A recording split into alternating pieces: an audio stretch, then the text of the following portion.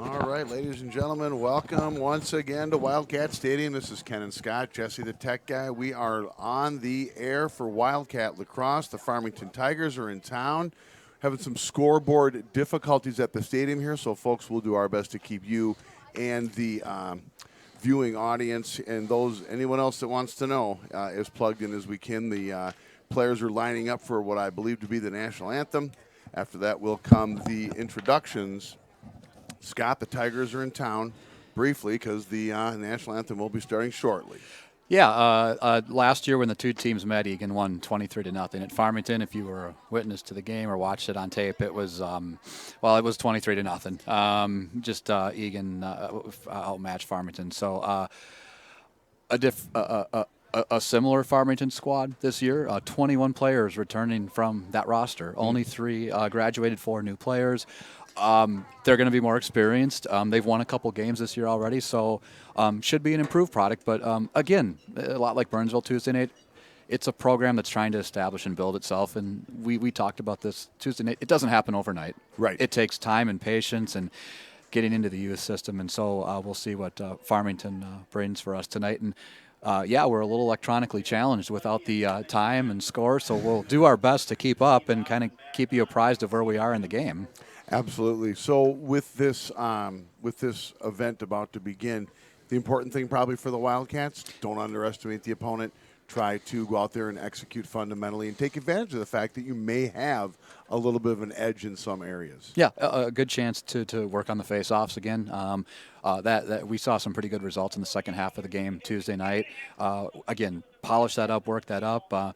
Understand Farmer's face-off person is reasonably accomplished, so we'll see. We'll get a good test there. And defensively, just disrupt the possessions, create turnovers, and offensively, work on the mechanics, work on the simple things. And what we saw Tuesday night, we saw more goals being created by cuts to the middle, penetration into the interior.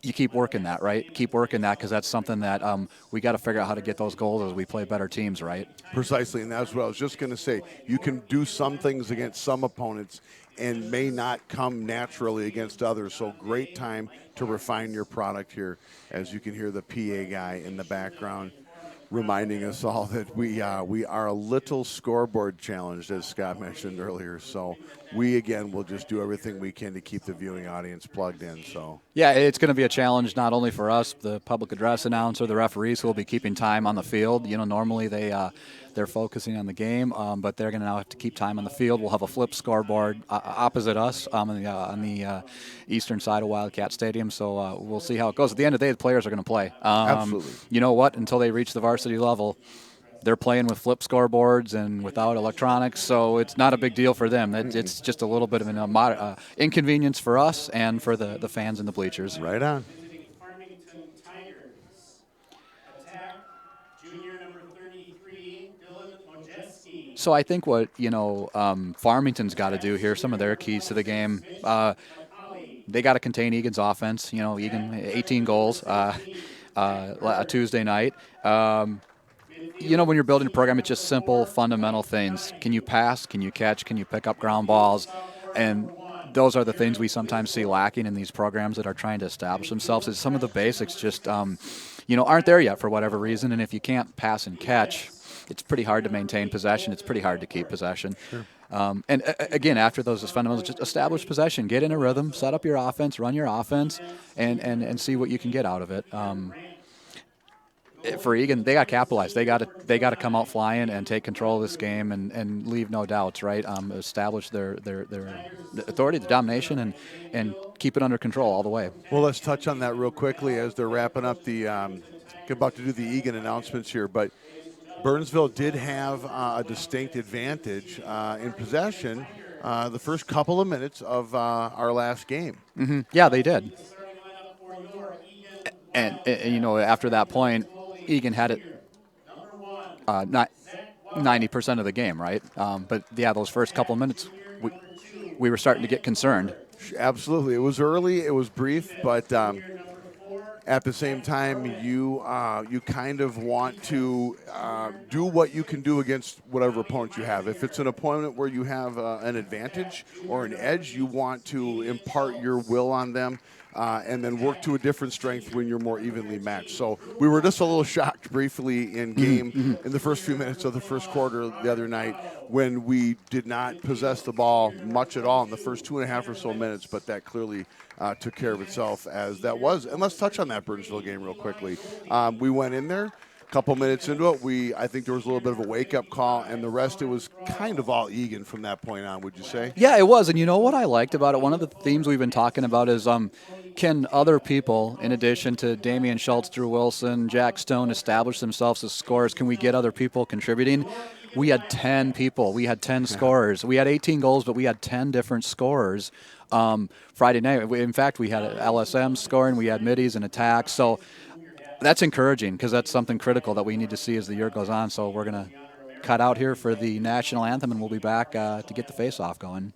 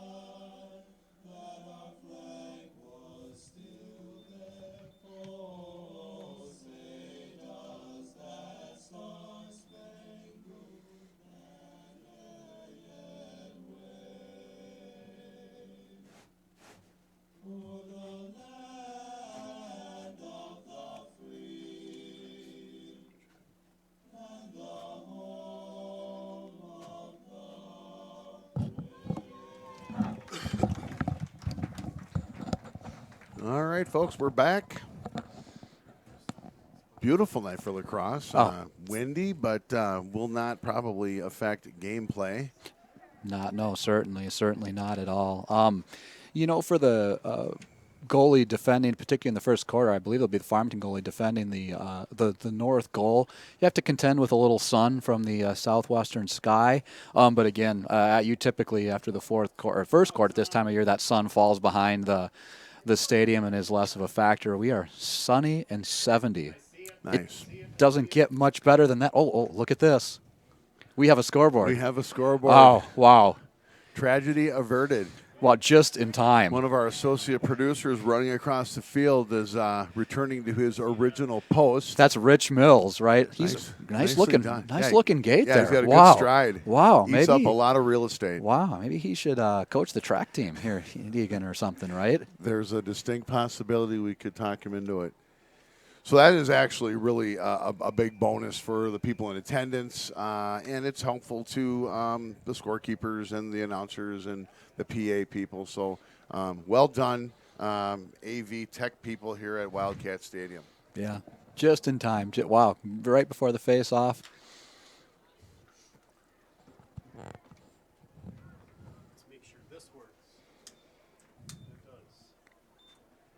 Oh, yeah, critical check there by the public address announcer. Does it actually do what it's supposed to do? It's on, but it actually... Turning on is one aspect, but it looks like that it's going to be functional. So. All right. I get bonus pay for going back and forth. Yeah. So it looks like, we're about to get going here, the pregame visit and conversation between the teams and the officials at center field.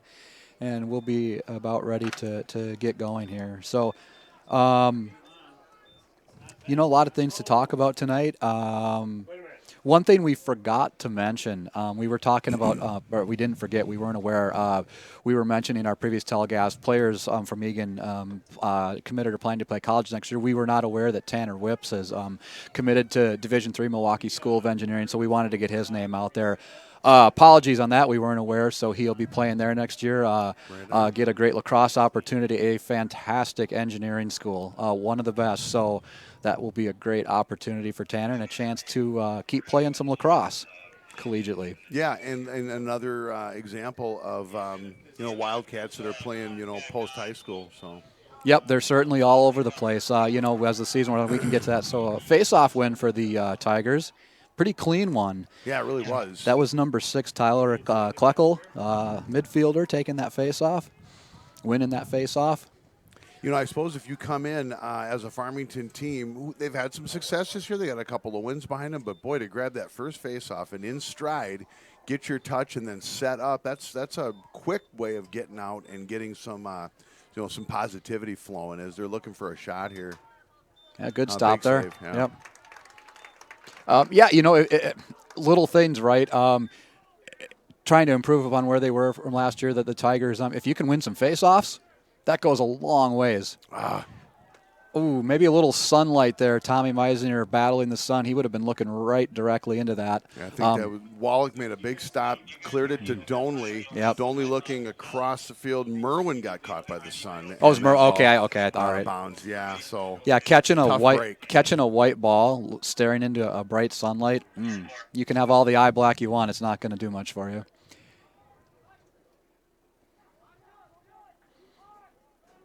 So good early test for the Wildcat defense to see if they can make a stand here. Big save by Wallach on the first possession. Again, how can the Wildcats put pressure, force some turnovers, not let Farmington get comfortable and set up in our end.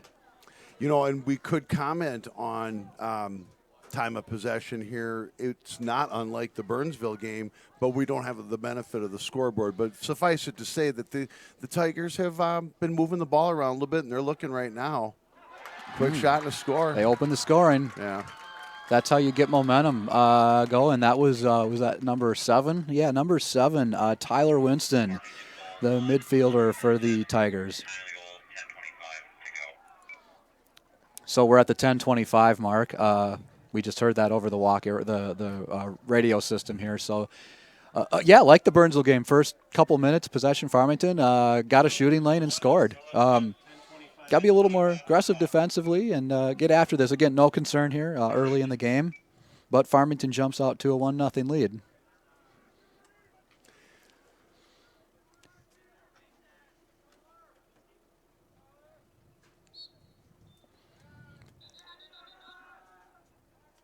And that's going to go to the Wildcats. It appeared that Tyler Kleckel had won that faceoff, but that was not the case, so Jack Stone brings it in.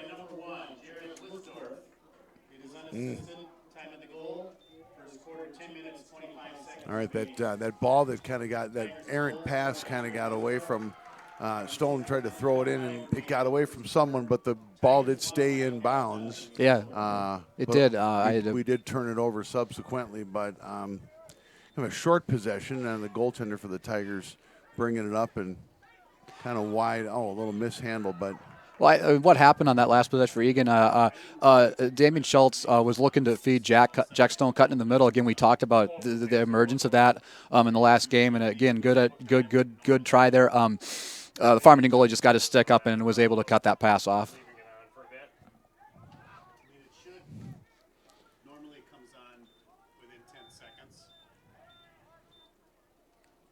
Well, again, too, I think the time of possession being very important, but that slowing that pace of the game down. If I was Farmington, I think that would be kind of a critical aspect of our game plan. Right. Control the pace of play, and up to this point, they've slowed it down. Mm-hmm.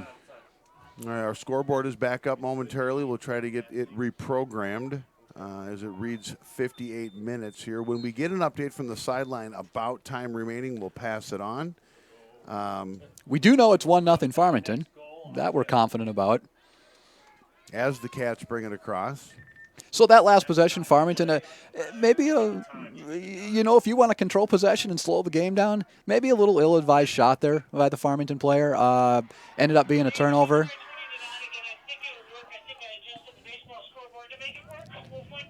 So the Wildcats playing catch, moving it around. Oh, nice stop by Farmington goalie. number 29 Cam Rudrud. Couple of big plays early in the game for him. Intercepted a pass that likely would have resulted in a goal. Another big stop that he made there on Drew Wilson. Ball on the ground. Wilson battling for it with the Farmington pole number 30, Luke Wenzel. And that's going to go to the Wildcats. All right. Wilson's going to get us started here, and he works well from that left side. That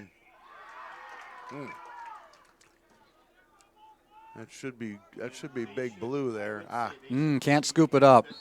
I'd say it's got to be, push, Cat's ball.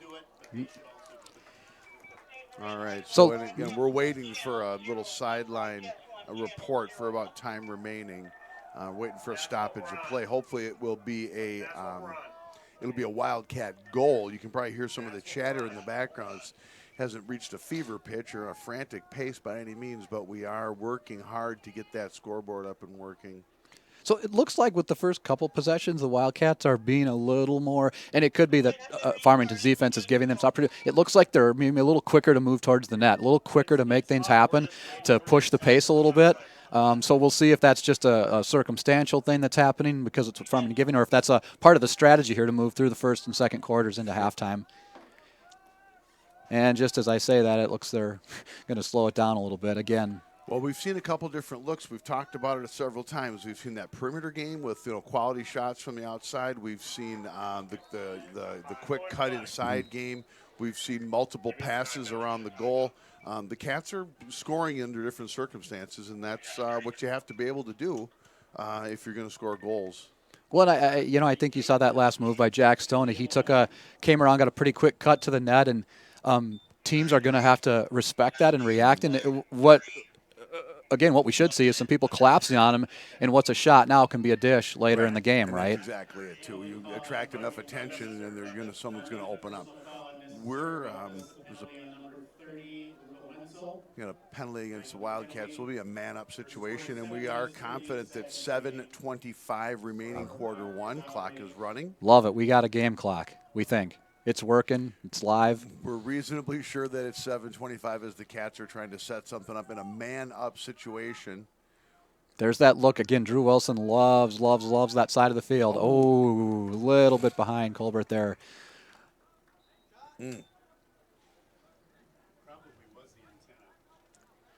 All right, so 7 minutes remaining. Penalty going to expire before too long. Tiger ball.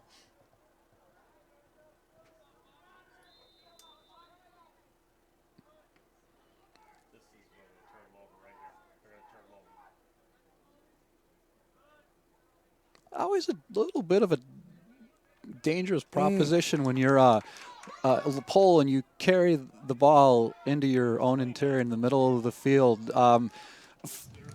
Fortunately, no Eagan players were on him, but it's like that's an area of the field I'd generally steer clear of if I was a pole and had a choice. Wyatt Bucky got himself into a good position there and kind of picked off that clearing attempt. Not much became of it, but being in the right place at the right time is also pretty important. Nice anticipation. We saw him do that. I believe it was in the Chanhassen game once. Smart player able to kind of anticipate that play where that's going to develop and step up and create a turnover. So the team's back at even strength.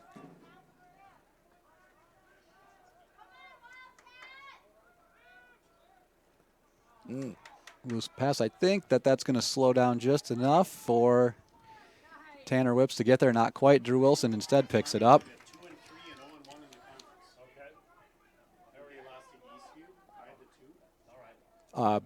Sometimes playing on a grass surface is nice when you want the ball to slow down a little bit. On a turf field, that one's rolling. That's rolling to the other side of the field.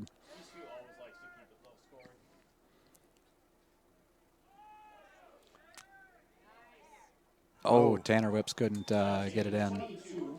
Wilson fed that pass in there. A good look there. Just that's a tough one too. You got to catch it, come down, and keep your bearings, and get a shot off. So, timeout on the field. Timeout Farmington. 1-0 Farmington. 5:32 remaining, quarter one. I think the time of possession probably kind of evened itself out after that first good 2-minute run, including that goal that Farmington put up. Yeah, now Egan's probably, the second, or the next 5 or 6 minutes of the game has mostly been Egan. Gotten some shots off, a couple quality ones. Those will eventually start falling, right? Gotta get in the rhythm. Got to keep the shots coming, keep the offense moving, and get a lead here. You know what I'm seeing? I've seen a couple times on the Farmington end, deep holes, bobbling balls, not getting clean pickups, even when they're uncontested.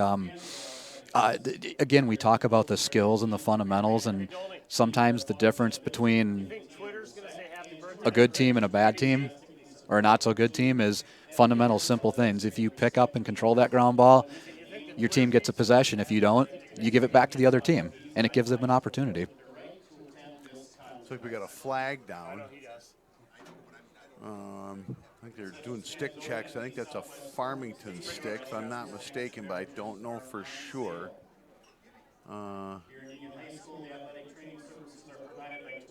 It's an Egan stick. It is an Egan stick. It's a pole. Oh. So, that was a rule that was put in a year ago. I think when the players now buy the heads, they meet the standard. After some use, it doesn't take much to lose a fraction of an inch to become an illegal pocket or stick or any number of things. So Egan gets a 1-minute unreleasable penalty. I can't see who that is. 5 minutes, 32 seconds remaining, first quarter, 1 minute, personal foul, non-releasable. Well, we'll see if the penalty kill can, the man down situation.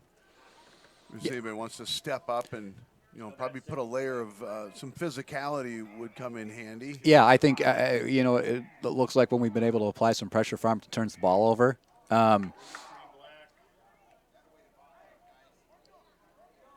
And we can force a drop ball or get a turnover.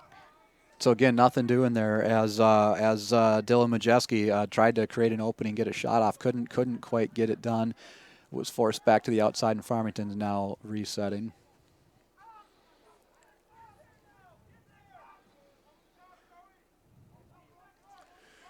Pretty solid man down by the Cats right now. They're holding them out. Hasn't been a lot of opportunity to get physical with these guys quite yet, but they're not letting them inside. They're trying to kind of get comfortable around the net, but the defense is kind of holding up. They're staying with them step for step. We're not losing a stride. And we're back to full strength, even strength. Good penalty kill. Great.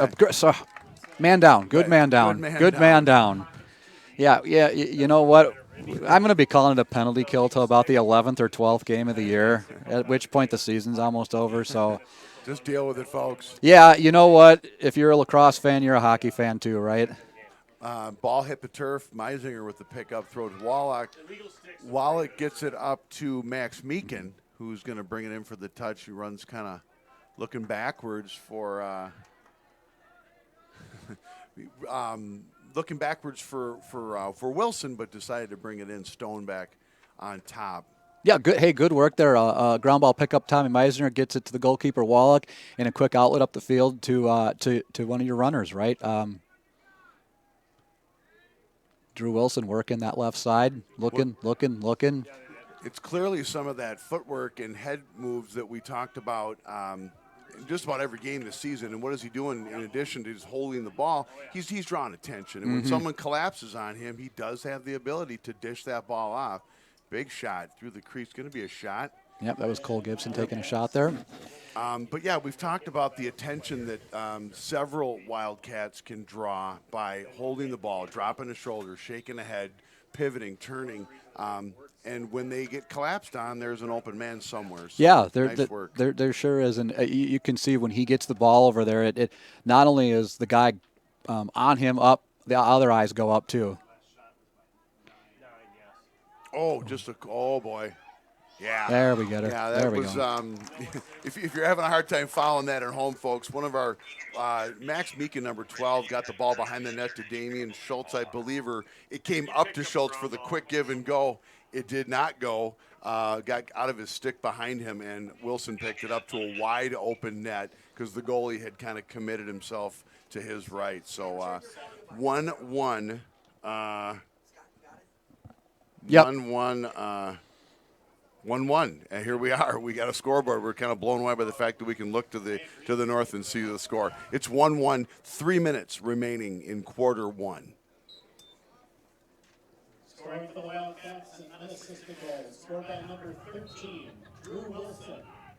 It is unassisted. The tying of the goal. One thing that comes to mind, and I'm afraid that we're not going to be able to get away from this anytime soon because it's so pivotal, but it's just something we're working on as a squad, and that's the face-offs. And they've looked fairly clean in favor of the Tigers thus far tonight. So not an insurmountable issue, but in a possession game against a more formidable opponent, going to be more of an issue. Yeah, I mean they've won the three face-offs. We did end up getting possession on one due to a call, but yeah, they're winning. And it's pretty handily too.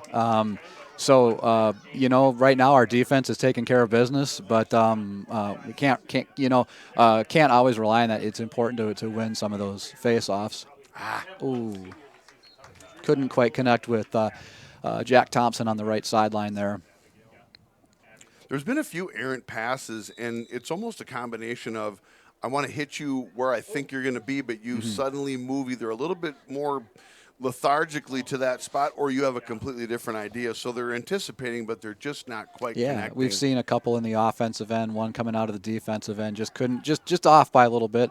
Little timing. I still contend the sunlight might have to do with that because in all three cases, the player on the receiving end was looking directly into the sun.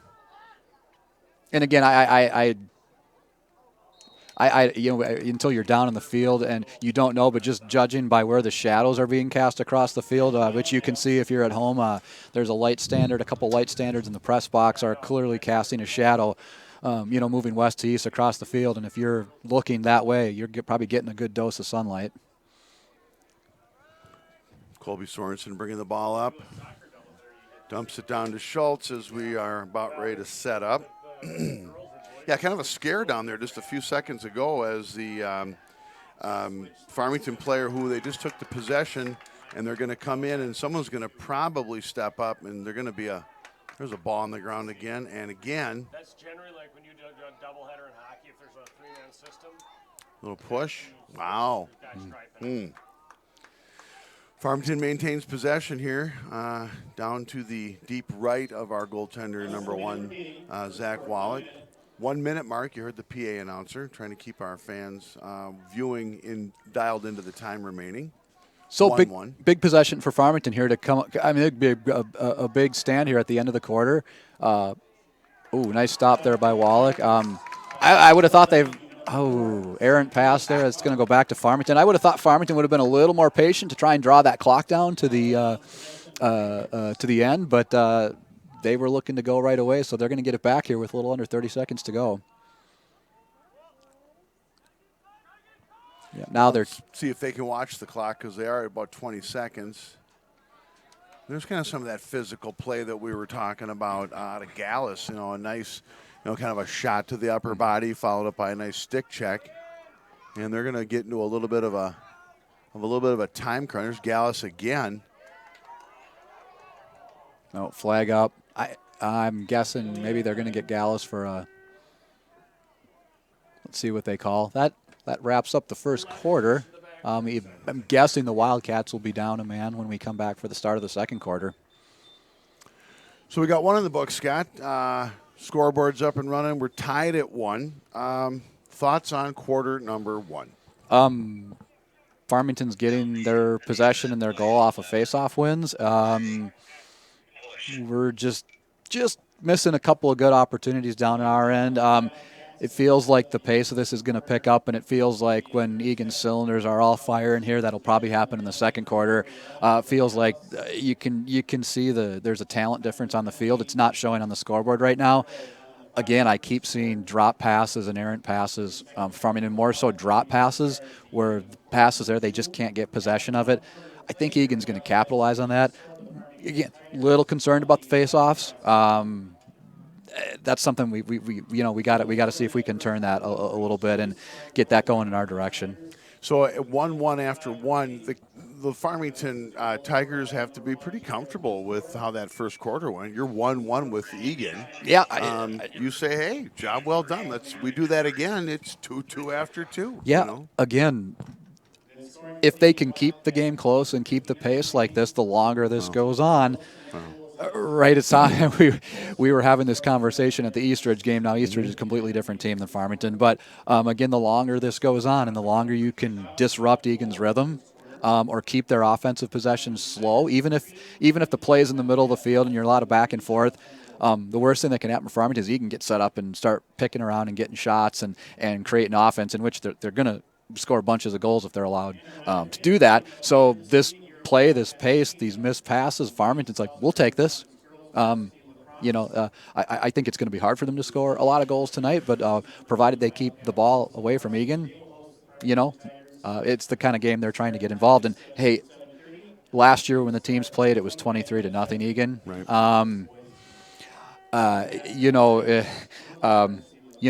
It wasn't 1-1 at the end of the first quarter, I can tell you that. So, if you're talking about making progress, talking about growing your program, it's only the first quarter, but you're where you want to be if you're Farmington. Absolutely.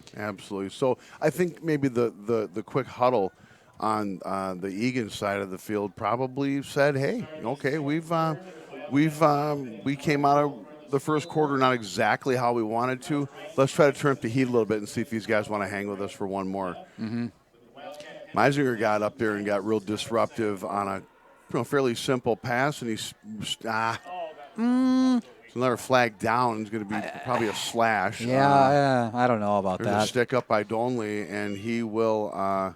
He's maybe trying. He really trying. Is. And the whistle.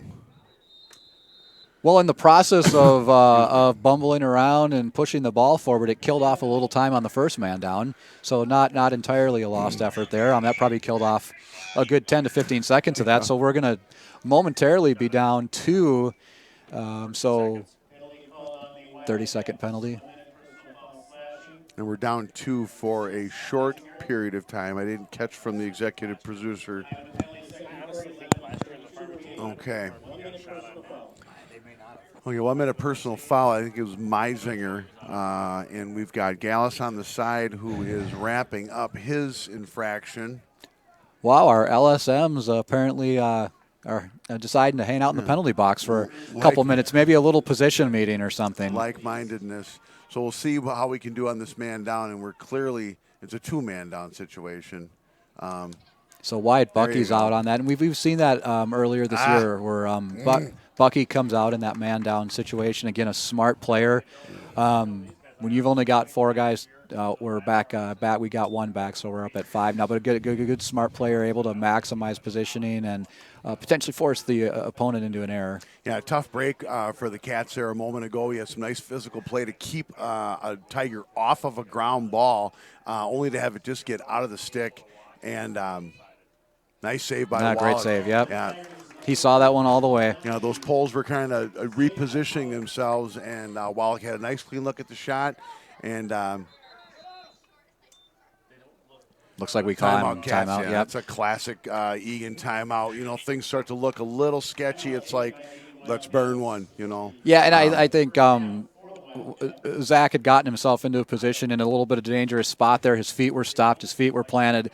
There's a defender there, and he's just a couple yards from the sideline. There's not much room for him to spin out, and it's a little bit of a dangerous situation. Absolutely. So, hey, you got timeouts. That's what you use them for. Yep, absolutely. So, again, too, I think one thing that I envision we'll talk polls because they're more notorious for it. I see a little bit of physicality starting to develop. Ball's on the ground. You can bump that guy off of that ball, pick it up and go, and I see that starting to happen.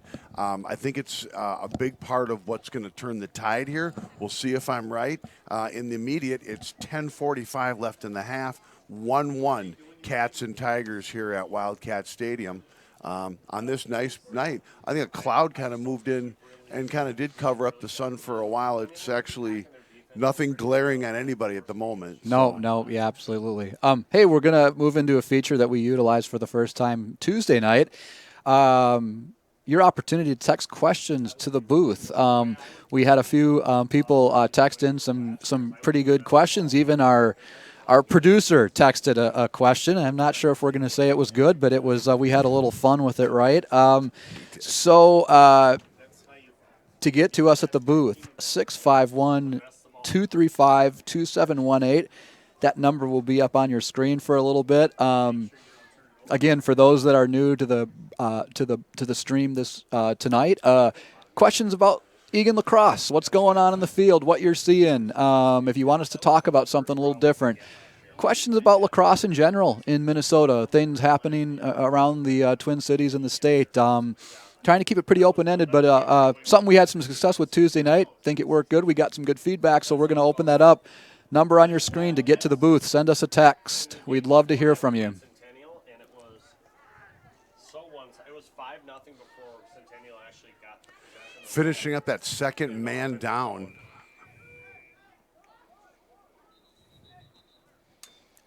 I thought I heard a horn of a horn some of sort, some but, kind.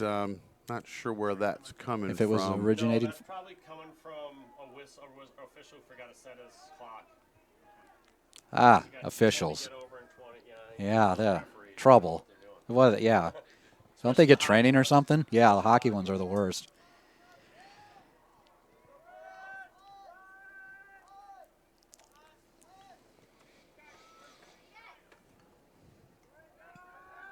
Looks like a flag penalty down. that's going to be drawn. That's probably going to be on Farmington. Little bit of a takedown there. What number's running off? Is that 4, 8? 8, yeah. That's Colton Weckworth, deep hole for the Tigers. Ryan Colbert was breaking towards the net and kind of looked like a little bit of a football tackle, I guess. 2 yards in a cloud of dust.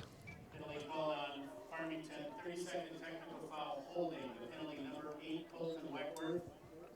Time of the penalty, second quarter, 10:15 remaining. So good 30-second opportunity here for the Wildcats to put something on the board.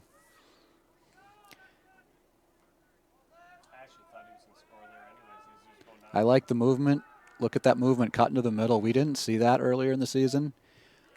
Nice, tight, compressed man-up situation here for the Wildcats. I'm going to play catch here and look for a quick break to the middle. Okay, there we go. Tanner Whip's got it. A step and a step around and puts it in. Taking advantage of that man up. Got it. 2-1 Cats, just under 10 minutes remaining in the first half. 22 no assists. Yes, 22 no assists. We're still a man up, 2 more seconds.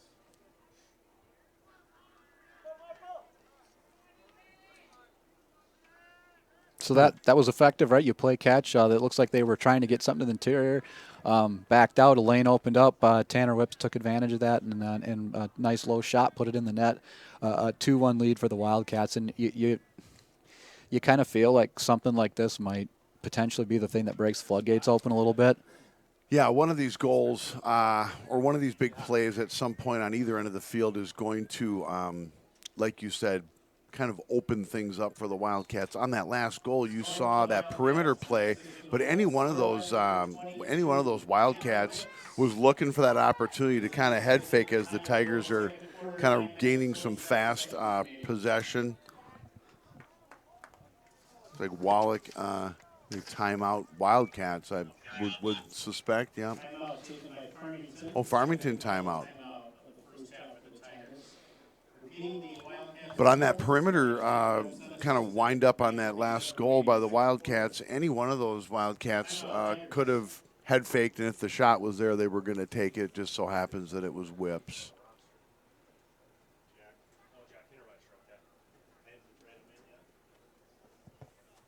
Wasn't on the roster this morning when I downloaded it. Okay. He's probably a call-up. All right, so we're stuck here at 9:35 remaining. 2-1 Wildcats. Timeout on the field by the Tigers. Referees using this opportunity to do some more stick checks.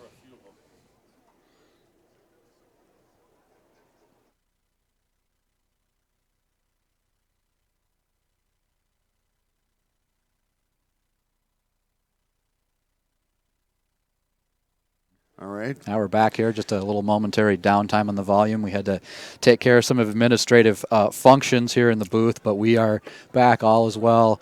Hopefully you didn't enjoy your moment of silence too much, because we're back. That's right. Here we are. And imparting our wisdom to the streaming universe here. Okay, so possession Farmington. They called a timeout as their kind of odd man rush happened a little too quickly even for them, and they just kind of lost their composure. So kind of a wise timeout. And they're down 2-1 with 9.5 minutes remaining first half. Sun's back out. Sun's out, guns out is right, says our executive producer. Getting some great shots, I'm sure, from the top of the press box. Our camera guy, Jesse, is up out in the fresh air. Oh. Kind of a nifty move down in the corner to kind of shake a little space between his Tiger ship and one of our Wildcats, but the pass back across the middle just completely got away from him. With the sun on the recipient's eyes, not going to happen. Quick move here. Whips, shot, score. There we go.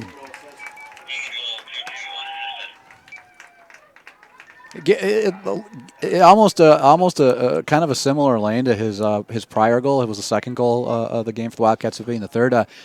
There's room in there. From about 15, 20 yards out, there's like don't want to say you could drive a truck through it, but there's a lot of room to work. If you're going to give some of these guys and Eagan that much room to work, they're going to get some good chances, right? Well, and clearly that happened so quickly that any sort of trying to get defenders over there and stuff was just they're a little late to the party right there. Literally, sometimes it's easy to not even know if you have the right score. So 3-1 now the score.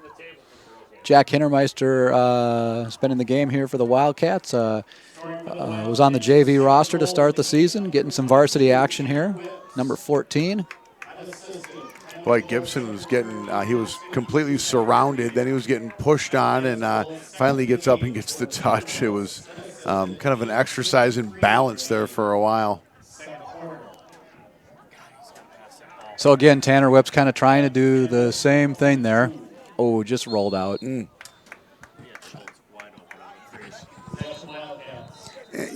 Scott, I think that's one thing that you have a man down here, Tiger. When you get on a bit of a roll and the ball starts to find the back of the net, you do have to probably, a cautionary tale would be, remember that you might be attracting some attention and leaving somebody else wide open. So while, pretty quality shot, it did wind up getting out of bounds, for the turnover while they tend to that Farmington player on the grass. Yeah, you never like to see this. Can't quite figure out what's happening down there, but don't see a lot of movement down there. You can't quite see what they're looking at. They're certainly talking to him. He was down for a little bit before they stopped play.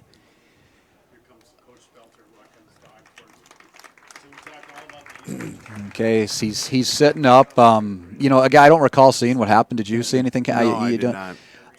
Boy, you can twist a knee. You can, if there's contact, you can get the wind knocked out of you. There's so many things that can happen that can cause a player to go down. He's certainly garnered a little attention from his coaching staff and teammates, and they got him up. He's kind of favoring that left leg. Yeah, that's sometimes will be indicative of an ankle issue. That's right, the area through where Whips came through, and if he maybe got caught trying to turn to follow Whips, he may have grabbed the turf with that left leg and rolled something or twisted something. But hopefully nothing serious. Get him checked out and get him back in.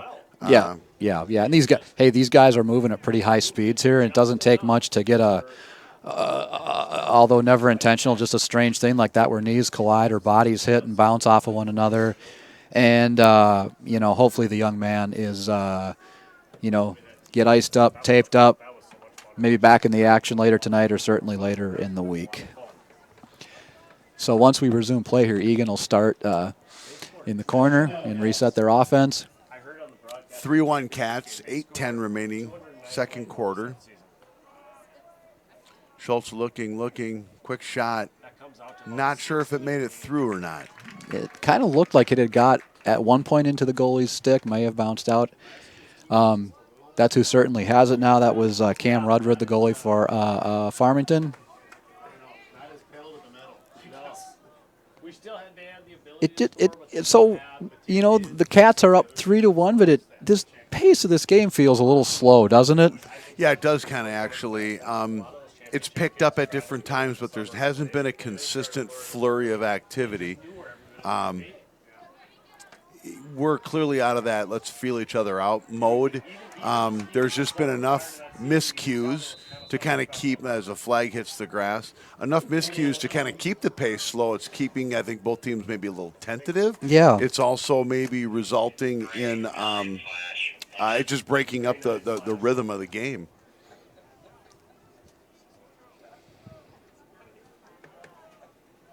Penalty call on the Wildcats. 1 minute personal foul slashing. The penalty number 9, Cole Gibson. So Gibby will take a seat. 7:21 remaining. Slashing. 1 minute personal foul. So we've been down a couple times now. We had a two-man down there. We've had a couple of man downs.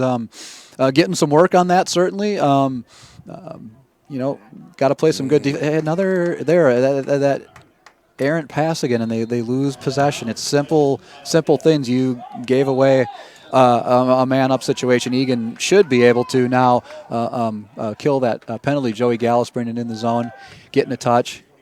So now in this situation, when you're man down, it's ball possession. Mm-hmm. Be safe, be conservative. Unless you have a 1 in a million look at the net, keep it in your pocket and wait for your team to get up even. Just play catch, move around, spread the perimeter. There's a little bit of a low pass there. Wilson couldn't handle it. Did certainly kill off some time. But you saw what Eagan was doing. They were spreading the field and trying to move it around the perimeter, just kill off that penalty there. Unfortunately, a miscue, and Farmington gets it back and moves in the end. Wildcat penalty release. They are full strength. Okay, we survived another man down. 3-1 Cats, 6:12 remaining, second quarter. Farmington has possession.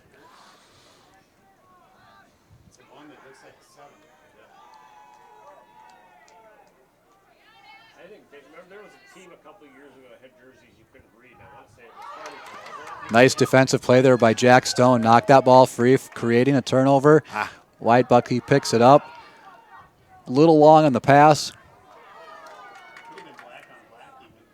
There was something crazy because we couldn't read the numbers. Tommy Meisner picks that up and gets it upfield to Schultz. Cat's going to try to get some. They've been a little disorganized as they've been a few different things that have. Nice physical play down there by both Schultz and the defender. No, they're not. Wilson up top over on the left.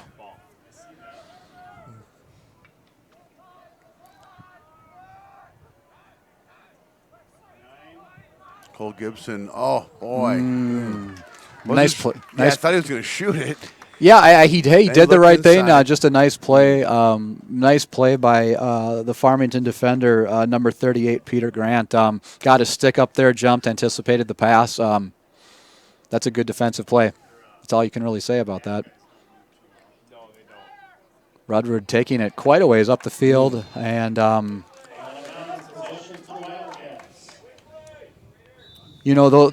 long, that ends up being, by the time you go downfield and across, that ends up being a 40-yard pass. That's not easy. Those aren't guaranteed, and just got a little loft under it, and Rudred wasn't able to connect to his teammate. Gibson with the touch. Down in the corner to Colbert, and we'll try to get this set up.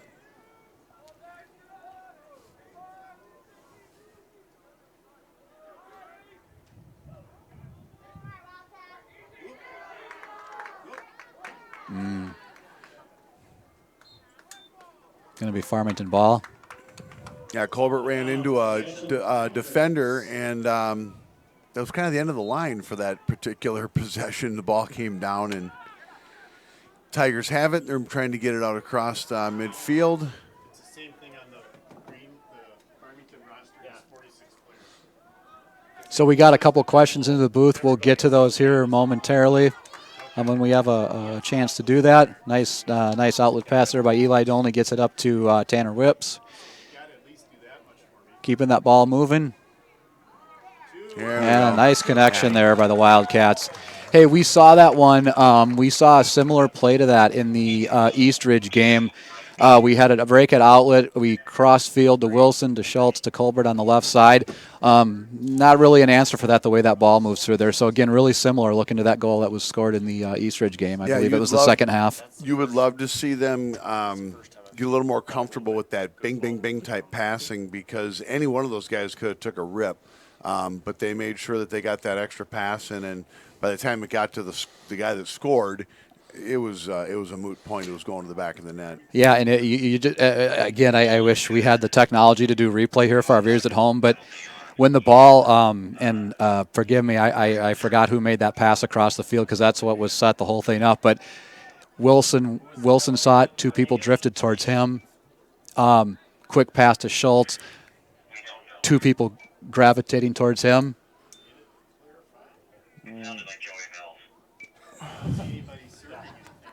We've got the referee on the sideline. He's digging into his bag, but now he's back on the field. But we're getting some reports from the sideline about a penalty. It is Farmington ball. I'm not familiar with. The goal was? No, the goal was good. Okay. The penalty was waved off. Okay. We're getting some information from our executive assistant producer, Rich Mills. There was a penalty, but Farmington got possession of it. Okay, so the goal's good. There's a penalty. Farmington. All's well. We're playing lacrosse. Scoring for the Wildcats, number 2, Ryan Colbert. The assist to number 8, Damian Schultz. Time of the goal, second quarter. 3 minutes, 38 seconds remaining. Boy, Wilson had a good look, decided to hang on to it, lost it, regained possession, and the Cats are setting up again. Again, like the movement we're seeing.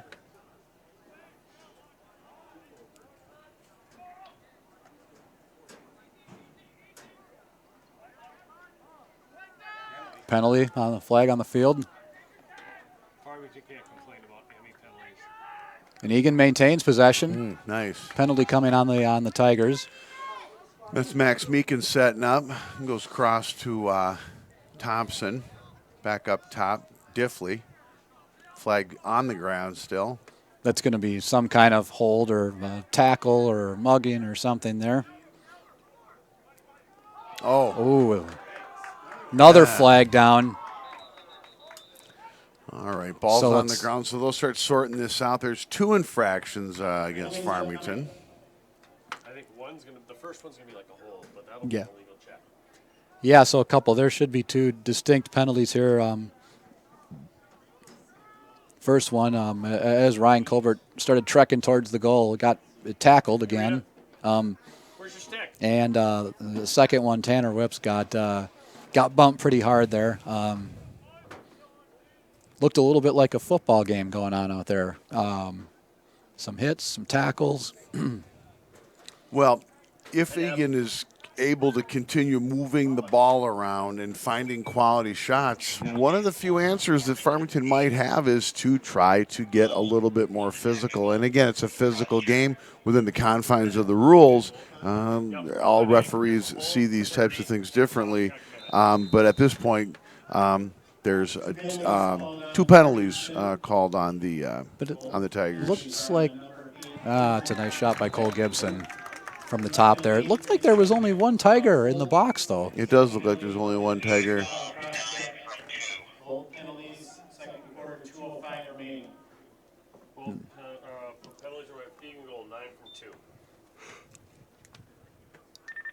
got it, and penalties cleared. So everyone will be back to Got both penalties. full strength, full roster here. Cole Gibson getting that goal, number 5 for the Wildcats. And we're, as we're inside 2 minutes here, we talked about, when that second goal came, I believe Tanner Whips got that goal. Felt like that might open the floodgates a little bit. I don't know if we call it floodgates, but it's created a little bit of a distance here. Eagan with that kind of secondary as Gibby's really pushing the issue up as he gets it off to Wilson. Big save. That was a nice save by Rodrod.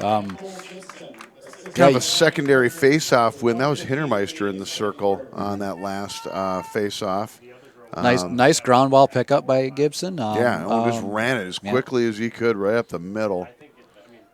Found Wilson at point-blank range, but the goalie stepped right up, and the goalie's out at midfield right now. So he again, when he did that last time, he got up to that same part of the field and gets up there and stops and throws kind of an errant pass, and that's a huge risk.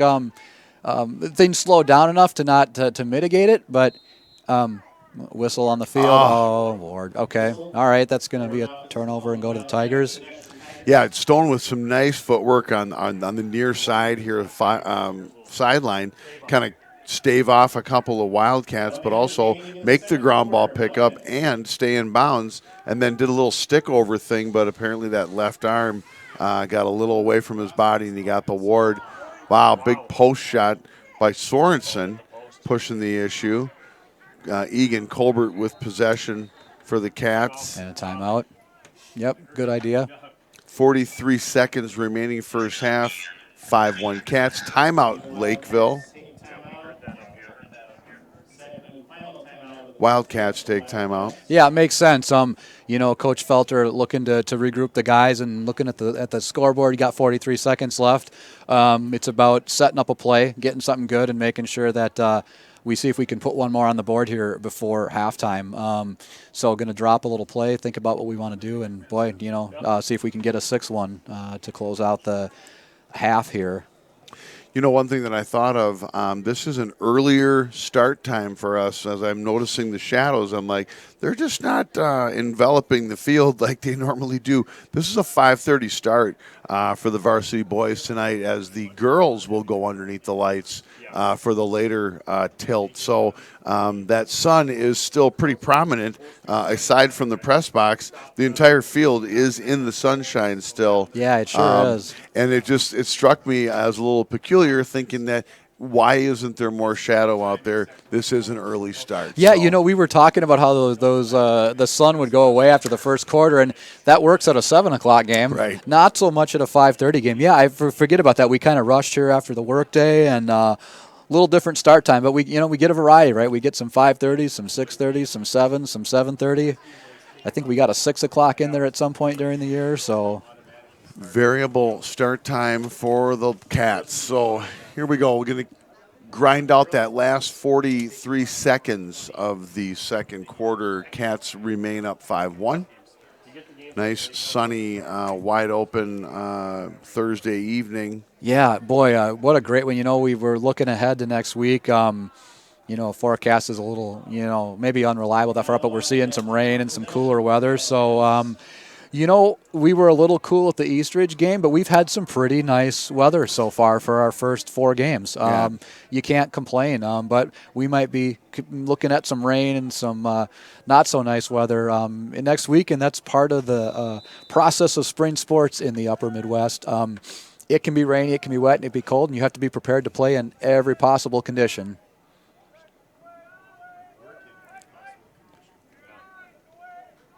Stone looked like he was going to... Oh, close. Big save on Whips. Nice ground ball pick up there. There we go. Good finish there. I got to see who that is. They're down on the field. Goal's good. It's Jack Stone, I believe. Yeah, I thought they were going to call a crease on him, but his feet were clearly out of the crease. He had gotten kind of decked from behind as he was shooting, but no flag that I can see, and the goal is good. The flag would have gotten waved off. Yeah. So, yeah, good. That'll be Jack Stone there on the finish. Tanner Rips with the assist. That's again, Pardon me? timeout well spent, right, Ken? Absolutely. Yeah. Oh.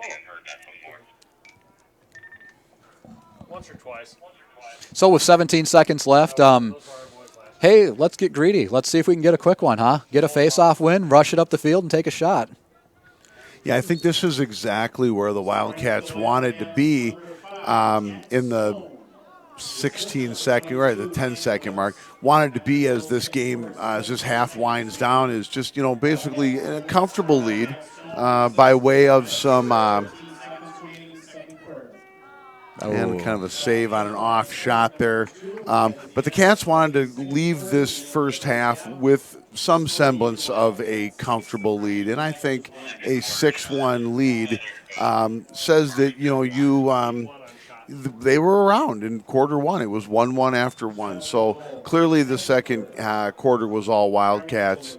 And I think they will kind of look to finish what they started as they come back after this half. Yeah, a good second quarter. A little bit of a slow start getting in the rhythm, and it felt like second goal, third goal, got the ball kind of rolling here and opened things up. And it feels like the Wildcats are in control of the game right now. We certainly have a half of lacrosse left to play, but it felt like the second quarter we were, the Wildcats were in control of the game and are moving in the right direction. So, looking in the second half, see what we see in the first half. Once Eagan got their offensive rhythm going, it became a little harder to stop, and it almost looks like the Farmington defense might be getting a little tired, not moving quite as fast as they were earlier in the game. Again, if you have possession in their end, you're going to wear them out. Well, I would agree, and I think, too, what a lot of teams are going to realize, it doesn't matter if it's an Eastridge or a Chanhassen or a Burnsville or a Farmington. What teams come to realize as they start to wind up this offense and as the rhythm starts to fall into place, there's a lot of weaponry on this Eagan Wildcat team. And you can't just game plan for one or two or even three Wildcats. We've got someone that can step up if you double down or collapse on one of several people. So we've got a lot of firepower, and I think teams realize that, and you get tuckered out while you're in the process of realizing that. Yeah, I think, do we have 6 goals, 5 different scorers, I believe. Again. Wilson, Whips, Colbert, Gibson, and I'm missing somebody. There was one other one in there. We'll figure it out and pick it up in the second half. But again, I think we have 5 different goal scorers for Jack Stone. Jack Stone, of course. So, well, let's break for the half. We'll be back with you in a few minutes. Sounds good. Eagan Lacrosse, 6-1 Cats at home. See you in a little bit.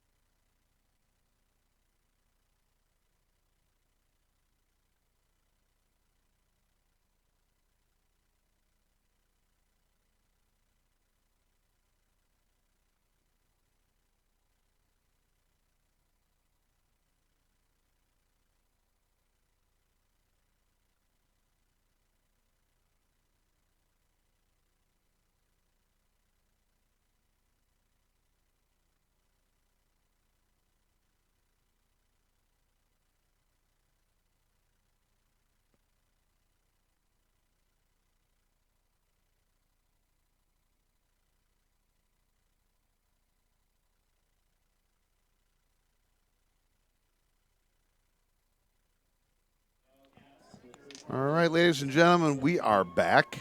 Scott and Ken, Jesse on the roof. It's 6-1 Cats. Just coming out of halftime here. And I'm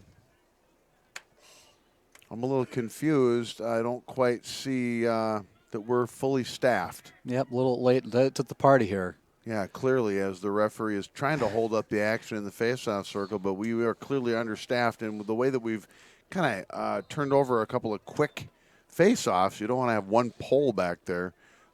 This one got swatted out of bounds in the throes of a faceoff battle. Looks like it's going to be possession Farmington. 5 seconds gone, third quarter, and we're off and running. Yeah, maybe our polls had a little social gathering after the halftime meeting, and we're working on some other things, but they're in full force now. I've seen them give possession to teams because of that, like where they don't get it on the field quick enough. And Tommy Meisner picks it up, moving across the field. Going to get a touch and let everyone catch up. LSM off, another midi on. Slowing things down, Tanner Whips will take over up top.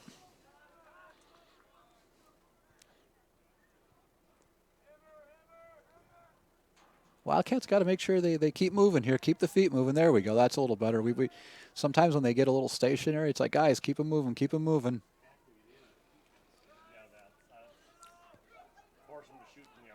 I think the important thing is to kind of keep building on what you did in that second quarter as we get our first goal of the second half. Stone unassisted at the 10:56 remaining mark, 7-1 Cats. They want to continue what they established in that second quarter, which was they can move the ball with relative ease, find the open man, create the shot, shoot, and score, as opposed to having the Tigers kind of drag the pace of the game back down and try to start, piling up some of their own possession minutes. Yeah, absolutely. Just a quick move there, almost like a Stone caught the defender a little unprepared for that shot. A nice quick release. Oh, another. That's Sun. That has to be. Yeah. There's no other. But just he couldn't see where the ball was. Right. It wasn't so much that it was spot on or not spot on, but when you look up, it doesn't matter where it is if you can't see it. So I think that's something they need to kind of game plan about and say, listen, we shouldn't be passing the ball directly in the line of Sun because that's the recipient he had no chance. It could have hit him in the chest and it wouldn't have mattered. Nice pressure there by Soren Thrall on the Tigers number 26. Yeah, up top, big pull up top. Kind of providing for some real tight coverage. He's strong in that man-on situation. We've seen that throughout the early part of the season. That just in a one-on-one, being able to use his body and his aggressiveness to direct the player where he wants him. See, you see a lot of kind of a lengthy possession, and actually not a lot of passing. But clearly, Farmington understands that if the Cats can't score if Farmington has the ball, and that is kind of part of the MO as they try to turn the tide here. 7 unanswered goals by the Wildcats. Right, and you can do this when the game's 1-1 or 2-1 or 3-1. I don't, boy, after that first goal, I think Farmington's maybe had 2 sort of scoring chances, but that's even a little debatable there. This approach doesn't work when you're down by 6. No, I mean, it's one thing, like you said. I mean, when the game's tight, you're trying to look for an opportunity to make it a little tighter. But, I mean, they have to score. They're going to run out of time at some point. Mm-hmm. Not anytime soon with, 9 minutes remaining third quarter. But it doesn't make as much sense as other, situations. Mm-hmm. And credit to the Eagan defense. They're not giving them anything, right? Mm-mm. Nice play there. That's Billy Diffley, I believe, forcing that turnover. It's either Diffley or Verbeck. Can't quite see there. That was Billy Diffley. Yeah, it's Diffley to Wilson with a little fake shot. Looks back across. Great look.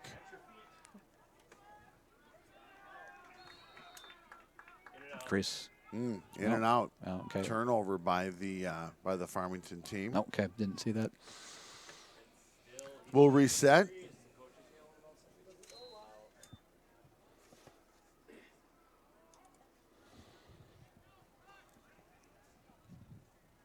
And again, too, we've seen several different looks really out of the Cats this year. We've seen that real wide open perimeter game.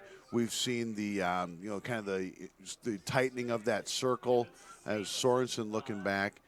He finds Meekin, who's going to nice little move. Kind of got his stick caught up and got the ball on the grass. Sorensen kind of throwing his hips around, flag down. See what that call is. Nobody wants that ground ball. Nobody wants it.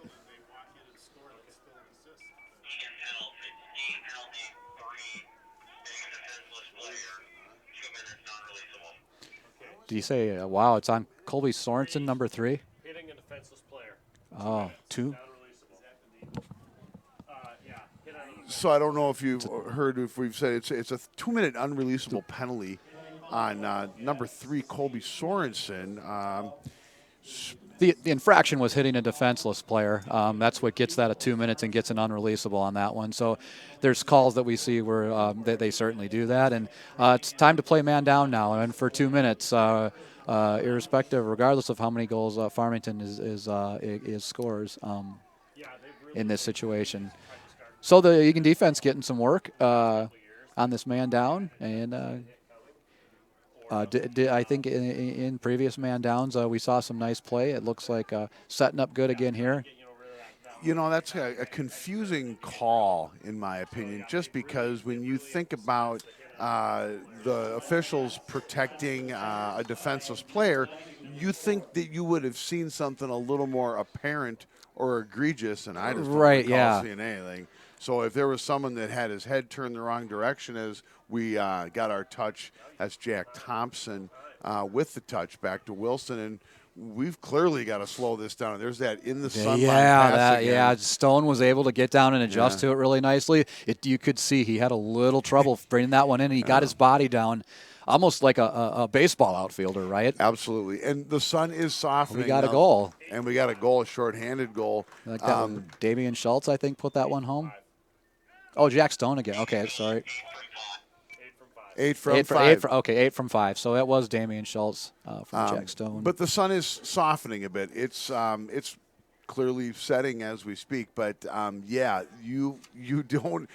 a 2-minute non-releasable penalty, and you have the ball on the west side of the field, passing it back across the left side, and it's been a pretty low. It's been a very high failure rate. In the game thus far. So certainly not something I'd like to see happen all the time. So we're in the face-off circle again. It's been Hintermeister for the vast majority of the face-offs. Looks like it will be again tangled up and battling, but it's actually Meekin this time.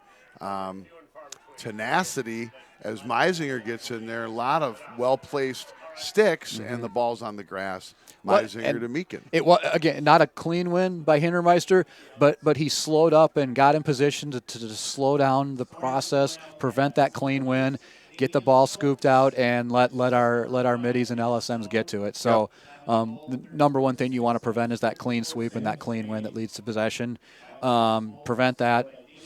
Let your LSMs and middies do the work, or simply get a clean win. But we'll take that, right? Yeah, and it doesn't matter who's in there. That was Meekin on that last one. We had miscalled it. It was Meekin. Okay. It was Meekin. But again, what that says a couple different things. It says that we are talking about multiple guys in the circle. But you're exactly right. If you can't come up clean, get it to some of the. We have fast LSMs, so Whip's trying to get it out top to Wilson. Didn't happen. And here's going to be an over and back if Farmington doesn't come up with it, but they did. Defense kind of resetting. Thrall giving all sorts of trouble to that Tiger player. And Gibby comes over and makes the ground ball pickup. He finds Stone in the middle. Nice into the middle there. A little bit of an odd man rush here maybe, or at least kind of a nicely whips with a shot. And again, too, you get into that habit of seeing a shot and the goal looks as big as big. There was a lot of that whole defense was spread out on that last before that last shot. So They were. we'll get away with that sometimes, but there's going to be times when we're not winning the possession battle, and you just have to hope that with the shot we do maintain. Yeah, I think they're keeping the guy pretty tight on him. The Wildcats have several players that are garnering a great deal of attention, and we've talked about how that can serve us. You know, you get some attention on one particular player, and it does free up others. So Cats kind of slowing it down. 8-1 Wildcats, 4:45 in the third quarter. Stone with that stick over move kind of got him a ward earlier for his efforts as he looks across. Big shot from Whips. Goalie did get a stick on it, I believe. That would have cleared the pole vault at 7 feet. Yeah, sure would have. So Wildcats maintain possession. Ooh. That pass might have been picked up. tipped. I'm not so sure that wasn't tipped as it made its way through heavy traffic. But the goaltender for the Tigers, you know, kind of surveying the land, deciding what he's going to do. So here's what I would see. So you've got, if you notice, they don't have a lot of people helping out on the clear. I mean, they got one midi coming back, but they got all their other pull. Everybody else is down. All right, so we are looking at the possibility of a misnomer in the roster. Number 14, we've been calling him out as Hintermeister. There's a good chance that might be Pavic. Yeah, we're not certain about that. We're gonna. Yeah, you know what? We got a number. We got information in our text line. We're trying to get confirmation that number 14 is indeed Jack Hintermeister. We've got our crack production staff in on that. Get an answer on that. It is helpful to have some communicado to the booth for that purpose. And we'll just reiterate, 8-1 Cats, 4 minutes remaining. We're in a man-down situation. So we got a couple of questions I know that we need to get to, so we'll get to the first one that came in here, and this was in the second half. Hey, another nice interception there by Wyatt Bucky, anticipating where that pass was going, picked it up nicely. Second time we've seen that tonight. So the first question that came in from one of our executive assistant producers or production, well, we don't know who everybody is. They just help make us look good, right? If the ball is outside the crease and the goalie covers it, and he's inside the crease, can the other team knock his stick out of the way? When that stick or ball is outside of the crease, fair game. And in that case, you can do that. It's all about the position of the stick and the ball. Good question there. We got another one we'll get to here in a moment. Just about ready to come out of this man down, I would assume. It was a 30-second. A long, dangerous pass. Oh, boy. Nice pick by Meisinger. He feeds Diffley, who's walking in, and he finds that actually was Verbeck. That 16 and that 15 look a little bit alike. Verbeck finds the back of the neck. Looks like Verbeck from Meisinger. No assist. No assist. That is Verbeck unassisted as the goalie kind of brought that ball out for a while and kind of a dangerous pass, but boy, Meisinger steps in for the pick, and he finds Verbeck, who takes it in for his first of the game. So if you notice they're clear, it's pretty basic. They're just running one guy back. Yeah, kind of an observation by one of our colleagues in the booth in that the Tigers don't run a real complex clearing strategy, and Meisinger, who got back on his heels a little bit there with some busy feet, was able to just kind of stick with the one and only guy that was probably going to get the clearing pass, and just picked it right off. So worked out real well for the Wildcats as they're up 9-1, 2:32 left in quarter three. Another sun-drenched pass west to east. Don't know if it was spot on, but clearly did not connect, and Meisinger will bring it across the center line. Yeah, we've seen, again, it's a theme kind of throughout the game. It's probably the maybe 7th, 8th, 9th situation like that we've encountered here. Shot will be Sorensen Kind of a nifty shot by Sorensen as he ran into some traffic, and he put a shot on the goal. Cats will maintain. Little contact there. Yeah, clearly, and again, I think all teams kind of late to call that sideline violation. I think he ran about another 5 steps Yeah, before no he had to kidding. step out again before the referee whistled the play dead. But you did see that heavy contact that resulted, I think, in Sorensen hitting the grass. But again, too, it's one of them situations where you think it's on the bench, but we'll see. one of them situations where you clearly want to see where the refs are at. Flag down. Got it. 5 offsides, 30. An offsides call. It'll be a 30-seconder.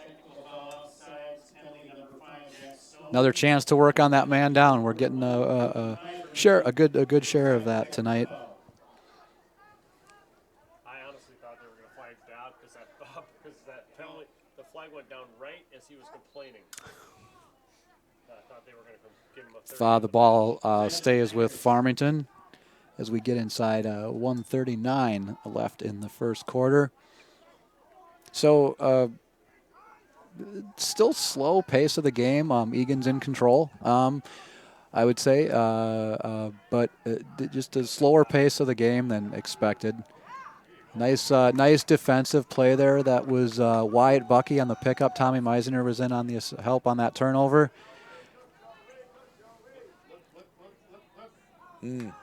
Oh, nice finish there. Nice job. That was Ben Willery on the goal. So, again, similar to a goal earlier, Gallus coming down the side, field wide pass to Schultz, and a quick dump to Ben Willery, who finished that off, his first goal of the season. Yeah, that play had a little bit of everything from the real tight mirrored defense by Wyatt Bucky. Gets the ball on the ground, quick scoop, little stick dish to kind of keep himself clear. Hits Gallus on the run. Another pass. Willery puts it in the back of the net. So, a little bit of patience with the defense in a man-down situation, no less. And then ultimately making sure that the clearest shot is the one that's taken. And it results in a Wildcat goal. 10-1, 1 minute remaining third quarter. Scoring for the Wildcats, number 20, Ben Willery. The assist to number 8, Damian Schultz. Time of the goal, third quarter, 1 minute, 10 seconds remaining. Wildcats goal scored by Ben Willery. Colbert trying to create some space down on that corner. 1:10 remaining. Shot and score. Nice effort there. Absolutely. 2 no assists. Unassisted Colbert. 39 seconds remaining, and it's not a foregone conclusion, but this game is a little out of hand as far as the Tigers are concerned. They held on nicely for a while, through one quarter solidly, but what happens is there's enough qualified personnel in blue where you just get tired trying to cover all your bases, and ultimately goals just start adding up. Yeah, adding up. they look they looked like they had a fair amount of the Tigers a fair amount of energy in the first quarter, and as the game has gone on, that energy level just drops and drops and drops, and Eagan just kind of keeps running at you, right? They coming at you in waves here. So Jack Stone moving in. Willery from Stone with 22 seconds remaining third quarter, 12-1. Agreed. The shadows are getting a little bit longer now as we are winding down quarter number 3. And the Eagan, the Lady Wildcats will be taking the field as it looks like the Farmington girls are on the track and making their way down to the northeast corner of Wildcat Stadium to start their preparation for their contest. Lady Cats have left the bleachers and are probably getting ready to come out as well shortly. Kind of a convoluted scrum after that last face-off. Winds up being Farmington ball. inside of 10 seconds here. Time of the goal, 22 seconds remaining, third quarter. Little push, going to maintain possession No. with 2.4. Possession, Tigers. That should just about That should do it for the third quarter. It's the end of the third quarter. 3 quarters to play. The score, the Wildcats. So 12-1, Wildcats have the game under control. You alluded to it a moment ago, the ability for multiple people to score for the Wildcats. I'm just kind of looking down 1, 2, 3, 4, 5, 6, 7, 8. 8 different goal scorers, I believe. I might have missed one. I think I got 8. That's a nice balance.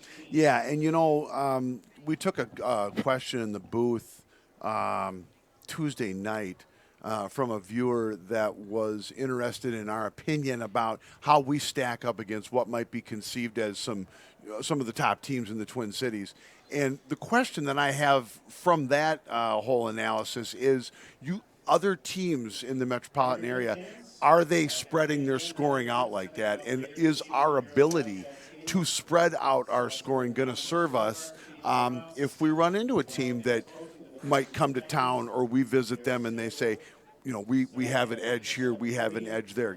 Is our ability to get you from multiple angles going to serve our purposes? Yeah, and I think it will as the season goes on. And the same individual reached out to us again. A good time to get to his question right now. Sorry for who. Again, we just get numbers here. I don't see who the name is, but question came earlier in the game. We just haven't had a chance to. We get into them a little later than we expected. A similar question. Saying that Eagan being pretty inconsistent in some of these games. I think what we're seeing, if you were watching the first quarter, you saw a 2-1 or 1-1 game. A little bit of a slow start. I think you saw that Tuesday night too. A little bit of coming slow out of the gate. The first half of the first quarter. This has been something that historically Eagan teams have started out of the gate a little slow early in games. Another thing too, we've talked about this a couple times. This roster is new. Only nine players on this team remain from that section playoff roster last year. A lot of new people doing things that they weren't doing before. New positions, new people playing at varsity. That'll take some time, right? It's going to take some time to get the kinks worked out and get everything working together. And a part of our answer was earlier or last, on Tuesday night was like, if Eagan was to go up against a couple of those top teams right now, it might be a bit of a challenge. But it's about who's playing well the first week of June and the second week of June, and lot can happen between now and then, between Eagan, between those, let's call a spade, Minnetonka and Benilde, right? I think everybody believes they're the top two in the state right now. So a lot can happen. And look, if Eagan gets things together, gets their system down, gets everybody playing in concert and in sync, like Ken said, they have the ability to give some people fits and are going to be a factor. If that doesn't come together for them, they won't. And I think that's true about any team that makes a run late in the year, that makes a nice playoff run, gets to the state tournament, wins a game or two or three. Only one team can do that, certainly. So it's about how that comes together, and it's early yet. And I think if we were making assessments, if we were announcing Eden Prairie's games, if we were announcing Prior Lakes games, Rosemounts, Lakeville North, Stillwater, Eastridge, we did announce one of their games. There's some questions. They're sorting some things out. And, hey, I'll go back to this. I don't think at the start of last year anybody outside of Prior Lake would have said they were going to win a state championship. There was probably 3 or 4 or 5 other teams that people would have had penciled in. And guess what? They won. Right. They peaked at the right time. Everything came together. They're a squad that plays a phenomenal defense, and it came together. They were state champions 2 years ago in 2016. Same thing. They came together and peaked at the right time. You can't say enough about that necessity. And again, too, as we just the Cats added to their 12-1 lead to make it 13-1, 11-12 remaining fourth quarter in a man-down situation or a man-up situation, pardon me, the Cats wind up scoring. And again, too, as the season it's a very quick season. So as we talk about the season continuing to evolve, it's going to evolve very quickly. But our multiplicity with players that can find the back of the net, that might also be one of the things that kind of prevents us at times from, you get the hot hand, let them find the net. Yeah, you know? yeah, I you mean, do, that's, right, yeah. Kind of conversely, the other thing is, we can get you from all angles, but you know what? When you find someone that's just on fire, feed the kid. Yeah, yeah, and we talked a question from on the question line last week about exciting players that you watch at Eagan. We talked about Brandon Wirtz, and there was times during that season it was like, you know what, get the ball to number 8 and let him go. Yep. And there was times he carried the team, but hey, you talk about that team. Balanced scoring, multiple people who could put the ball in the back of the net. Multiple people were doing lots of things. So yeah, you like to ride that hot hand, but nice finish there. Give us 14. Nice opportunity.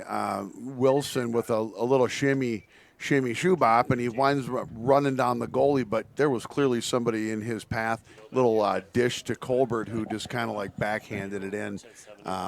10 minutes, and we're running the time now, I believe, if I'm not mistaken, as it's 14-1 Wildcats. We will run the last 10 minutes off, unless, of course, they get back within that that parameter that creates run time. So, but yeah, I want going back to who the hot hand is and who that can be, and that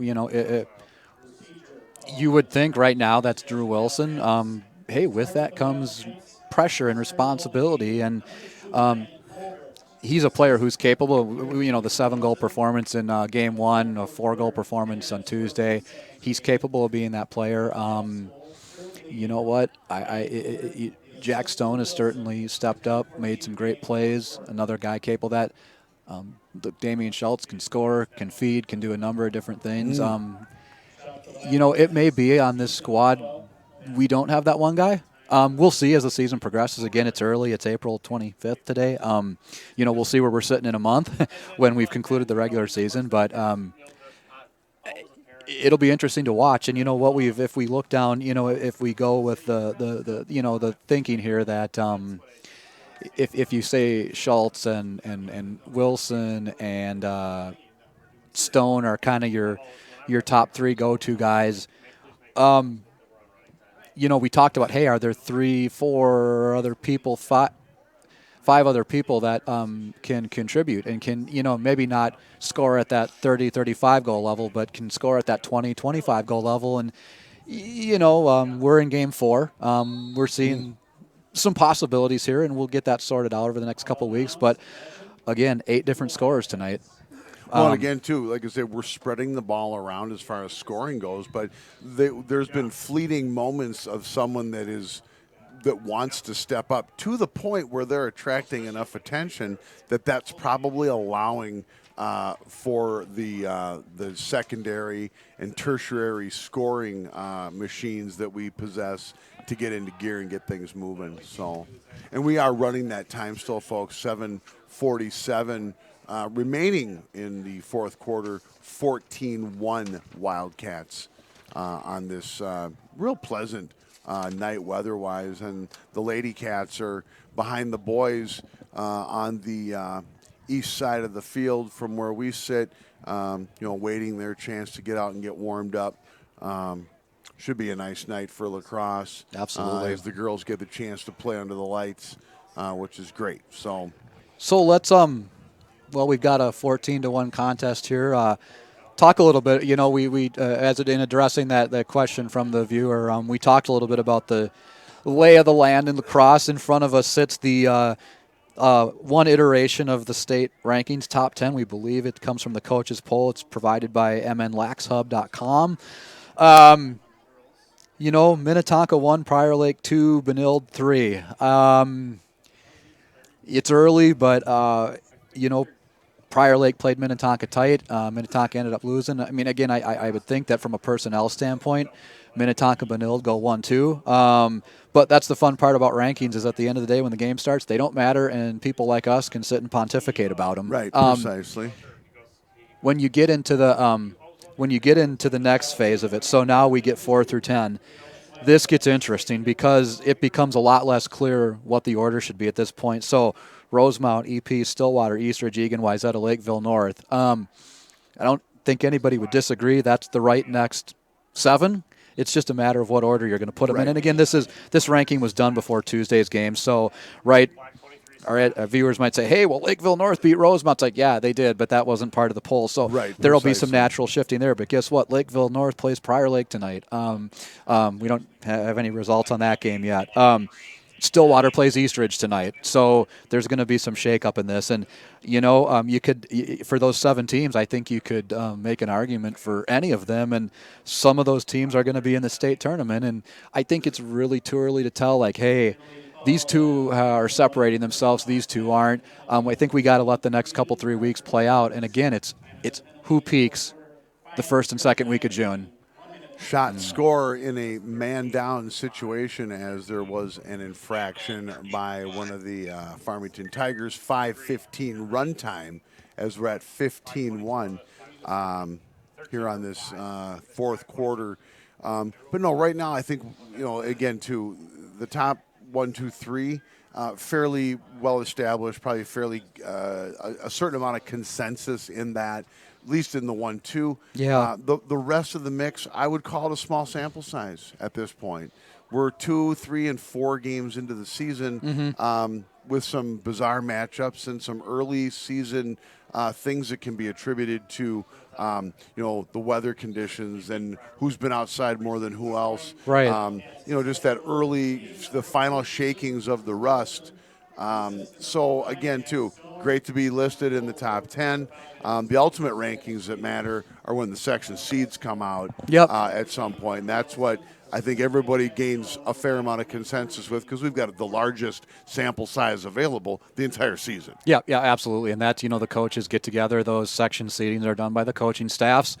And for the 8 teams that advance to the state tournament, those seedings, or those 1 through 5 seeds that get seeded out at the state tournament, are also done by the 8 participating coaches, right? You can't vote for yourself. Somebody's your top score and your bottom score gets dropped, and those kind of shake out. So those come into play. And hey, you look at the top 10. Prior Lake and Rosemount are section mates. Only one of them can advance to the state tournament. Minnetonka and